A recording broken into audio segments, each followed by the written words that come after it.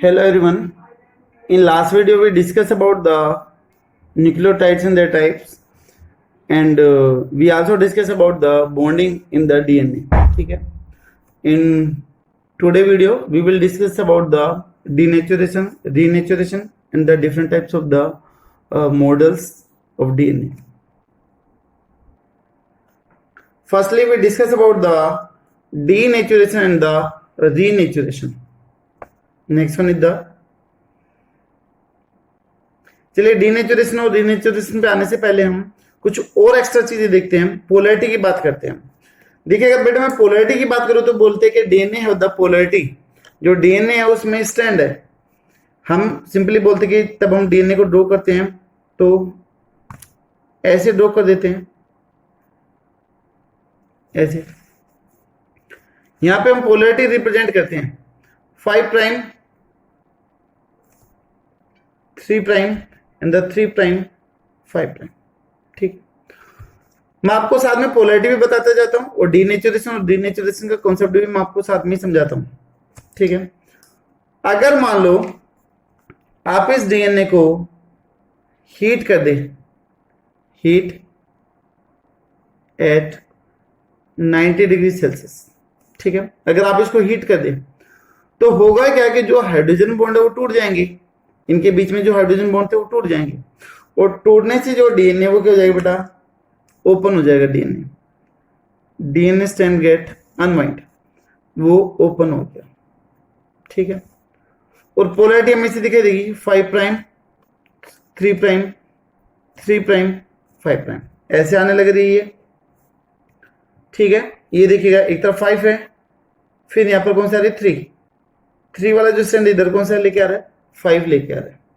तो हीट किया, जो बीच के हाइड्रोजन बॉन्ड थे जो हमने लास्ट क्लास में पढ़े थे कि कौन कौन से बॉन्ड है, वो बेटा यहाँ पर टूट गए, हाइड्रोजन बॉन्ड टूट गए और डीएनए क्या हो गया, सेपरेट आउट हो गया, उसके जो स्ट्रैंड है वो अलग अलग हो गए।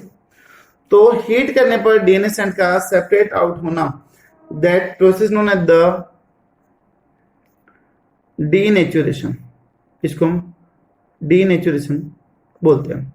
तो separation of DNA strand on heating is known as the denaturation.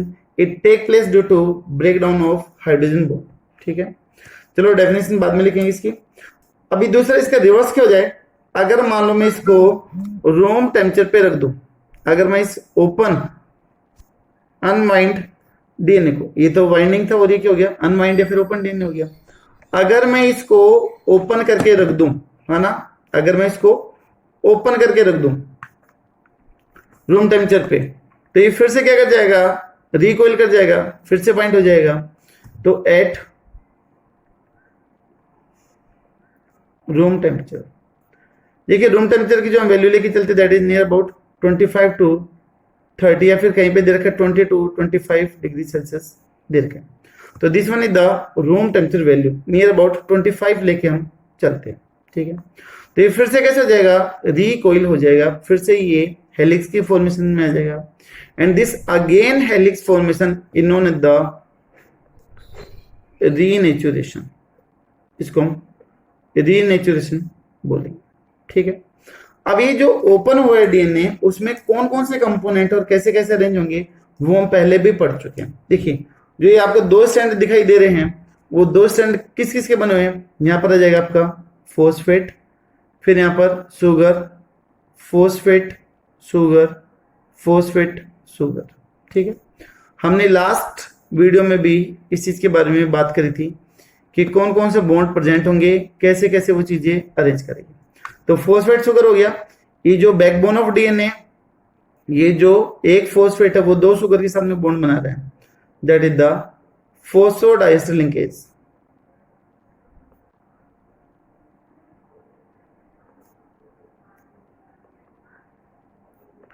known as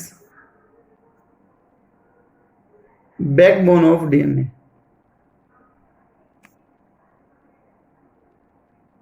backbone of DNA उसको फ्रेम देता है, जो बाहरी स्ट्रक्चर है, जो सेफ साइज है, वो किसकी वजह से आएगा, इस फॉस्फेट बॉन्ड की वजह से आता है। That's why it is the backbone of the DNA. ठीक है, अब आपको पता है कि शुगर के साथ में अटैच रहता है नाइट्रोजनस बेस। आप कुछ भी लगा सकते हो नाइट्रोजन बेस में, जैसे अगर मैं इधर लिखा दूं जी, तो इसके सामने कौन सा जाएगा बेटा सी। यहाँ पर अगर मैं लगा दूं ए, तो यहाँ पर इसके सामने कौन सा जाएगा टी। अगर मैंने यहाँ पर लगा दिया टी, तो यहाँ पर कौन सा जाएगा ए, ऐसा। तो ये जो शुगर इसके साथ में नाइट्रोजन बेस जुड़े हुए हैं bye the help of the glycosidic bond, glycosidic bond कहलाएगा। ठीक है, ये हो गया नाइट्रोजन बेस। अब जो ये नाइट्रोजनस बेस है they are connected with each other by the help of the hydrogen bond. ठीक है, ये जो ब्लू कलर से रिप्रेजेंट कर दे दी जाता the H bond, that is the hydrogen bond. ये हम लास्ट क्लास में हम ये चीजें पढ़ चुके थे। एक बार मैंने फिर से आपको डबल स्टैंड में अरेंज करके दिखा दिया। यहाँ पर मैंने आपको इनका मॉलिक्यूलर और केमिकल स्ट्रक्चर दिखाया था, यहाँ पर मैंने आपको हर एक बॉन्ड हर एक चीज क्लियर करके बताई है। तो यहाँ पर एक फॉस्फेट शुगर और एक नाइट्रोजन बेस, बेटा ये चीज क्या कहलाएगी, एक न्यूक्लियोटाइड है। इसी तरीके से ये दूसरा न्यूक्लियोटाइड, ये तीसरा न्यूक्लियोटाइड। इधर भी सेम एज इट इज, यहाँ पर एक न्यूक्लियोटाइड, अनदर न्यूक्लियोटाइड और ये अनदर न्यूक्लियोटाइड। ठीक है, तो ये न्यूक्लियोटाइड के पेयर हो गए। तो डीएनए का दूसरा नाम हमने क्या बताया था, पेयर ऑफ पॉलीन्यूक्लियोटाइड चेन। ठीक है, जो पॉलीन्यूक्लियोटाइड चेन है उसका पेयर है। अब देखो पोलैरिटी की बात करते हैं कि जो 5 प्राइम और जो 3 प्राइम आता है वो किसकी वजह से आती है, वो चीज हमें यहाँ पर समझनी है। तो हम पोलैरिटी समझते हैं।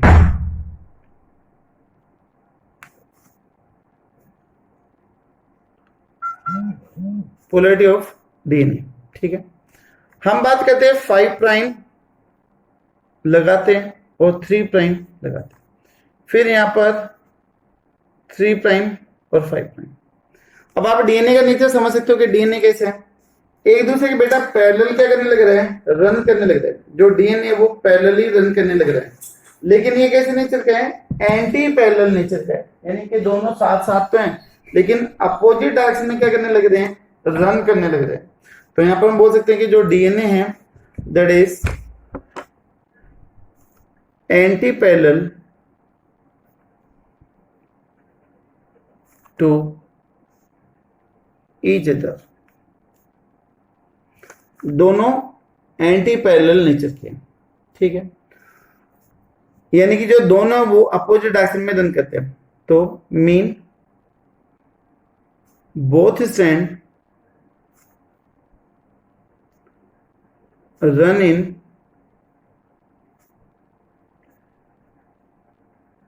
अपोजिट डायरेक्शन, दोनों अपोजिट डायरेक्शन में रन करने लग रहे हैं। कैसे भाई, एक की पोलैरिटी देखोगे 5 से 3 की तरफ आ रहे हैं, तो एक तो जा रहा है 5 प्राइम से लेके 3 प्राइम की तरफ जा रहा है।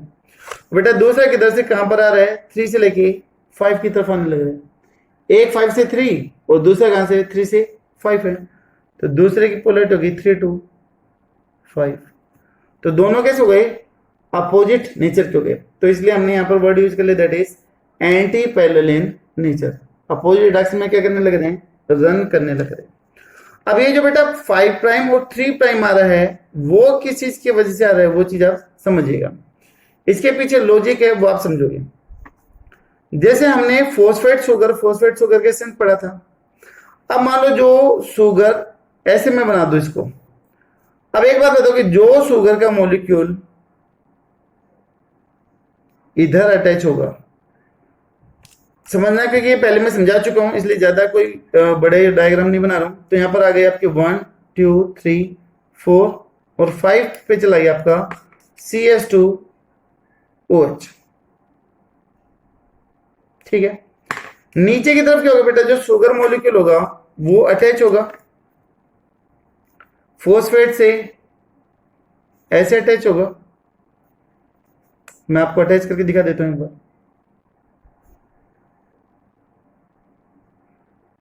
ये पहला कार्बन, दूसरा कार्बन, तीसरा कार्बन, चौथा कार्बन और पांचवें कार्बन पे इधर CH2OH, ऐसा हो गया। अब देखो बॉन्डिंग में एक बार थोड़ा ध्यान देना, बॉन्डिंग में इधर थर्ड कार्बन इन्वॉल्व हो रहा है फॉस्फेट के साथ में, थर्ड कार्बन इन्वॉल्व हो गया। इधर कौन सा कार्बन इन्वॉल्व हो गया, 5th कार्बन इन्वॉल्व हो रहा है बॉन्डिंग के अंदर। है ना, फिफ्थ कार्बन का जो OH है वो इन्वॉल्व हो रहा है। तो बेटा यहां पर कौन सा कार्बन फ्री रहा, बोलो कौन सा कार्बन फ्री है, 5। यहाँ पे फिफ्थ पोजीशन का कार्बन फ्री है शुगर का, जो किसी भी बॉन्डिंग में इन्वॉल्व नहीं हो रहा है। ठीक है, तो यहां पर हमने लिख दिया 5 प्राइम लिख दिया। और अब नीचे वाली शुगर में देखो, जो आपको शुगर दिखाई दे रही होगी शायद, जो ये नीचे वाली शुगर है इसमें फिफ्थ कार्बन तो यूज हो रहा है बॉन्डिंग में, लेकिन जो थर्ड पोजीशन वाला है क्या वो इन्वॉल्व हो रहा है, नहीं हो रहा है। तो यहां पर कौन सा कार्बन फ्री आ गया, थर्ड। तो बेटा इसलिए यहां पर लोअर साइड में हमने 3 प्राइम ऐड कर दिया।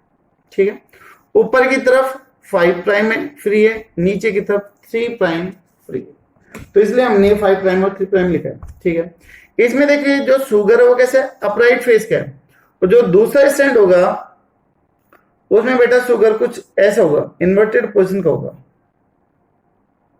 है ना। शुगर यहां पर इन्वर्टेड पोजीशन का है। अगर मान लो शुगर इन्वर्टेड पोजीशन का है तो आप समझ सकते हो कि यहां पर कौन कौन से ग्रुप फ्री होंगे।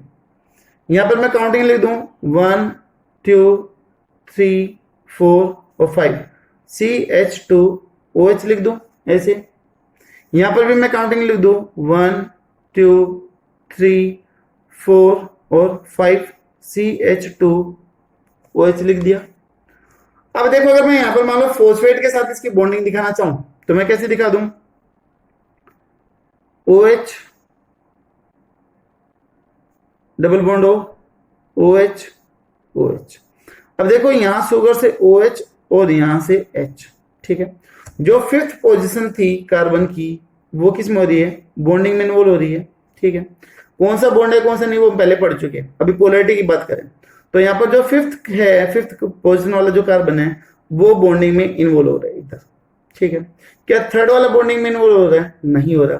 तो यहाँ पर कौन सा प्राइम फ्री हो गया, दैट इज 3 प्राइम इधर फ्री है, जो बॉन्डिंग में इन्वॉल्व नहीं हो रहा है, 3 प्राइम लिख दिया। बेटा ऐसे करते करते करते करते यहां पर भी फॉस्फेट आ गया। यहां पर हमने फॉस्फेट बनाया,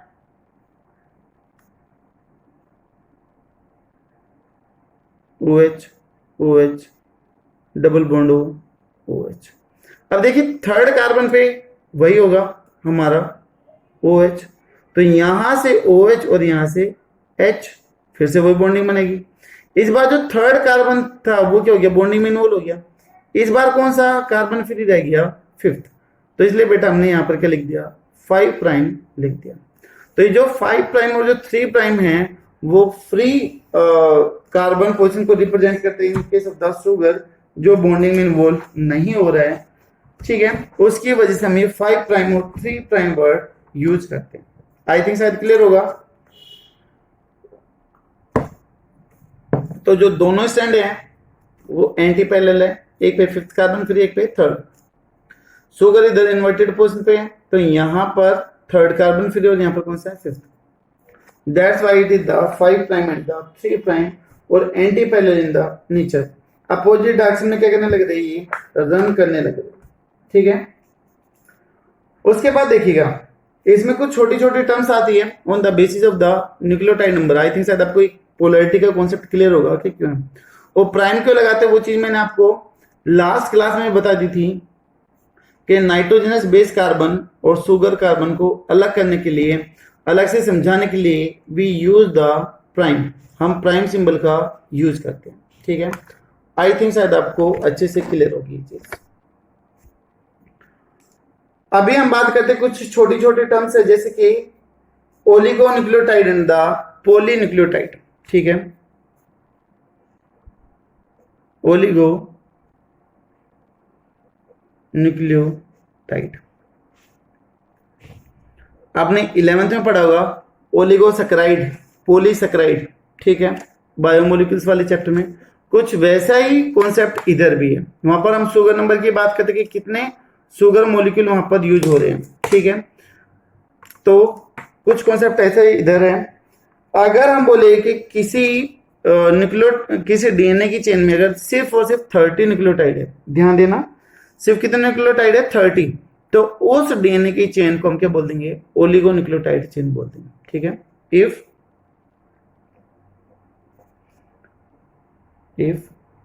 any chain have only 30 nucleotide,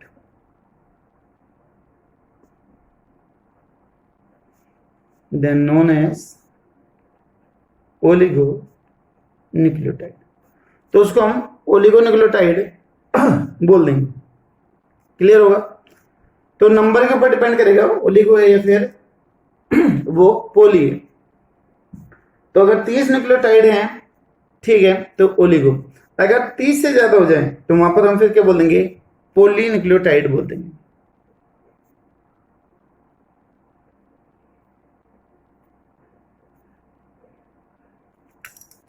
If any chain have more than 30 nucleotide, अगर 30 से ज्यादा हो, then known as polynucleotide chain। तो उसको हम पोलीन्यूक्लियोटाइड चेन बोल देंगे। तो ये दोनों टर्म किसके ऊपर डिपेंड कर रही है बेटा? Depend upon the number of the nucleotide, कि न्यूक्लियोटाइड के कितने नंबर यहाँ पर इन्वॉल्व होने लगे। ठीक है, यहां पर हम डीएनए को न्यूक्लियोटाइड के अलावा एक और तरीके से रिप्रेजेंट कर सकते हैं, जो कई बार हायर एग्जाम में स्टूडेंट्स को कंफ्यूज करने के लिए दिया जाता है। ठीक है, लेकिन हम समझ ही लेते हैं, हायर हो लोअर हो, हमें तो कॉन्सेप्ट समझने हैं अच्छे से। तो मैं आपको वो समझाता हूँ कि किस तरीके से डीएनए की या फिर न्यूक्लियोटाइड की रिप्रेजेंटेशन दे देते हैं। वहां पर प्रेजेंटेशन कुछ इस तरीके से देते हैं, मैं आपको समझा रहा हूँ। पी लिख देंगे, पी का मतलब हो गया फॉस्फेट।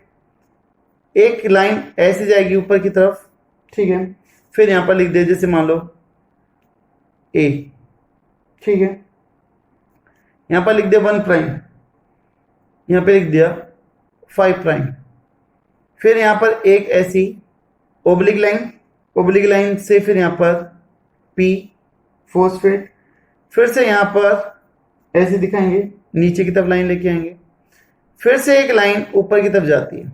ठीक है, यहां पर फिर से वो पोलैरिटी रिप्रेजेंट कर देंगे 5 प्राइम, इधर की तरफ कर दिया मान लो टी लिख दिया।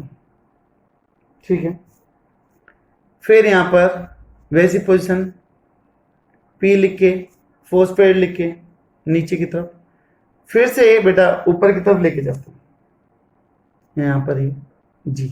ठीक है, इसी तरीके से ये चीज चलती जाएगी, ऐसे बहुत सारी रिप्रेजेंटेशन वो लगातार देते जाएंगे।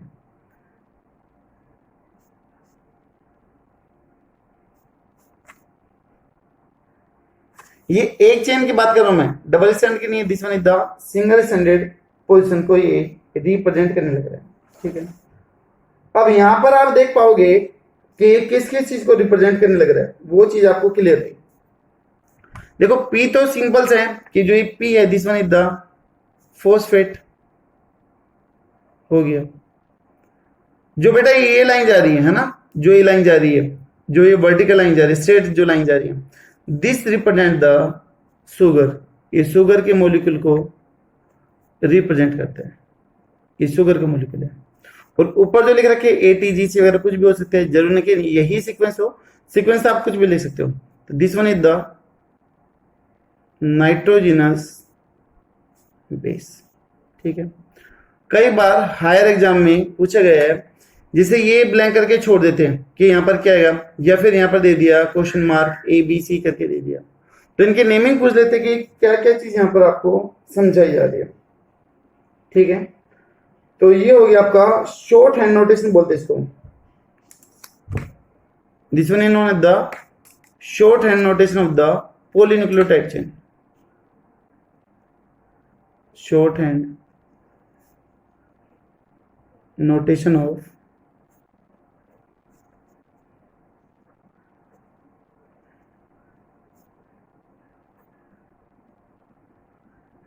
पॉलीन्यूक्लियोटाइड चेन, हम उसको शॉर्ट में किस तरीके से रिप्रेजेंट कर सकते हैं। ठीक है, अगर मान लो मैं ऐसे बोलूं कि किसी डीएनए के अंदर 1000 क्वेश्चन है, जैसे मान लो ये, इफ ए डीएनए मॉलिक्यूल या फिर चेन हैव 1000 न्यूक्लियोटाइड। ठीक है, किसी के अंदर 1000 न्यूक्लियोटाइड है किसी चेन के अंदर। ठीक है, तो वो जो चेन है वो कितने डिफरेंट टाइप से अरेंज हो सकती है। इफ ए डीएनए चेन या फिर पॉलीन्यूक्लियोटाइड चेन लिख लो, have 1000 nucleotide, then how many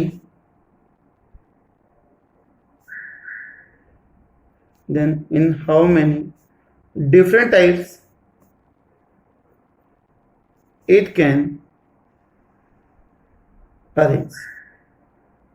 ठीक है, अगर किसी न्यूक्लियोटाइड चेन में 1000 न्यूक्लियोटाइड है, ठीक है, तो वो बेटा कितने डिफरेंट टाइप से अरेंज हो सकते हैं। आपको पता है कि जो डीएनए है how many nitrogen base, DNA है 4 डिफरेंट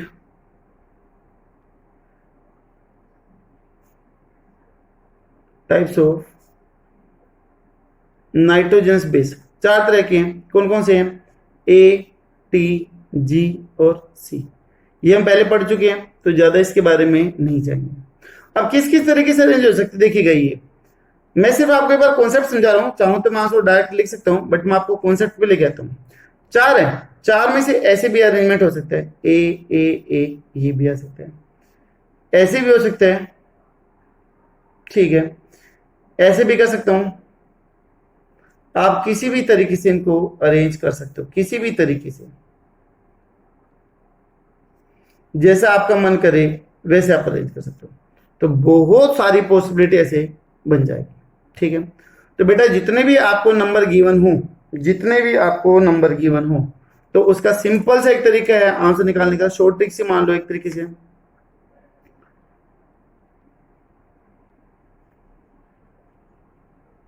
शॉर्ट ट्रिक्स बता रहा हूं, जेनेटिक्स में भी हमने बहुत सारी शॉर्ट ट्रिक्स देखी थी जो टाइम सेविंग है। इसी तरीके से बेटा हम कुछ यहां पर भी शॉर्ट ट्रिक्स देखेंगे। यहां पर कर देंगे 4 की power n। n is the number of nucleotide, जितने भी आपको न्यूक्लियोटाइड के नंबर गिवन है वो। ठीक है, तो n is the number of nucleotide. ठीक है, न्यूक्लियोटाइड के नंबर होंगे ये।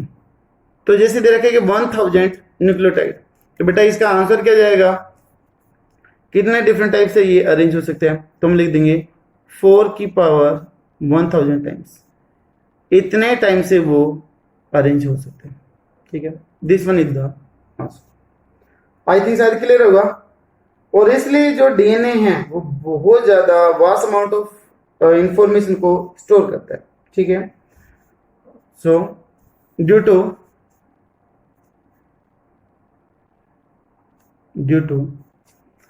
so much variation, so much different type of arrangement,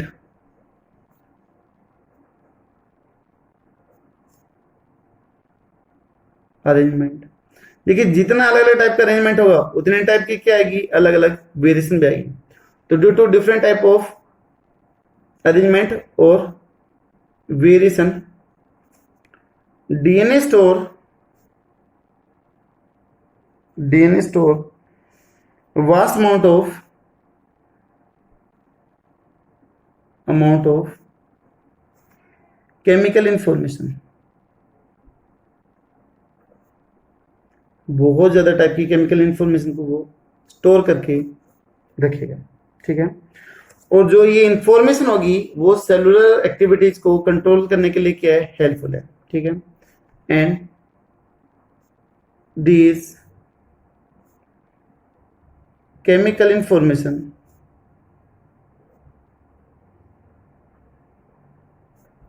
are necessary for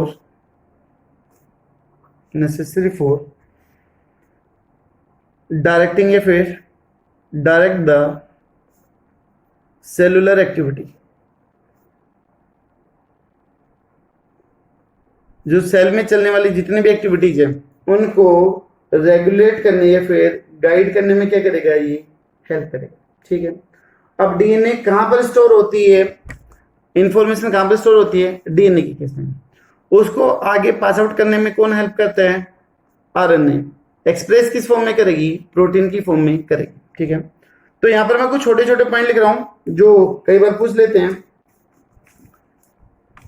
best material for the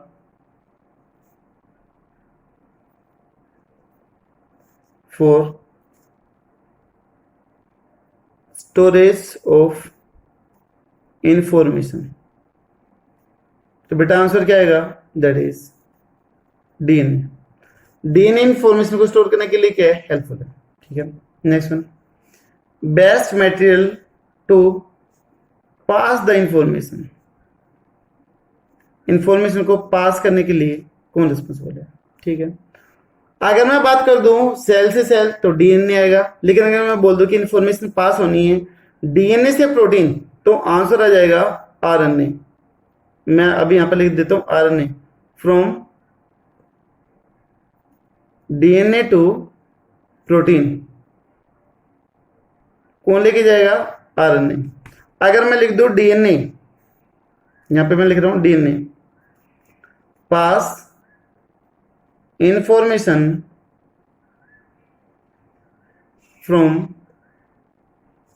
cell to cell, तो बेटा सेल से सेल में कौन लेके जाएगा, डीएनए।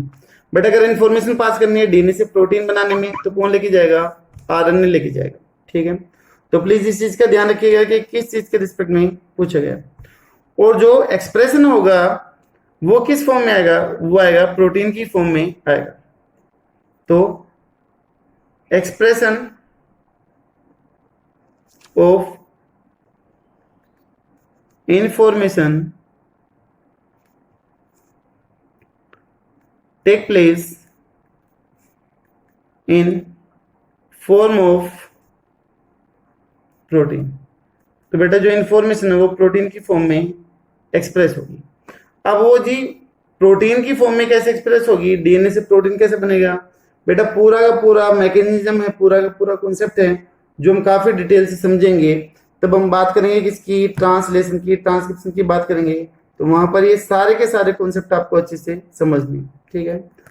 अभी तो काफी कुछ बच रहा है वहां पे जाने से पहले, लेकिन पहले हम उसको समझेंगे। अब बेटा देखो जो ये प्रोटीन आई है, हम बोलते कि एक्सप्रेशन ये कंट्रोल करता है।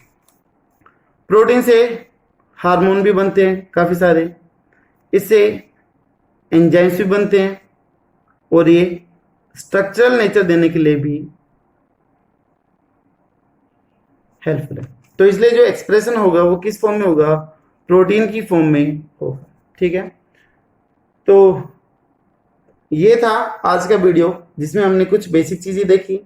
नेक्स्ट वीडियो में हम डील करेंगे about the numerical part of DNA on the basis of the nucleotide and sugar calculation.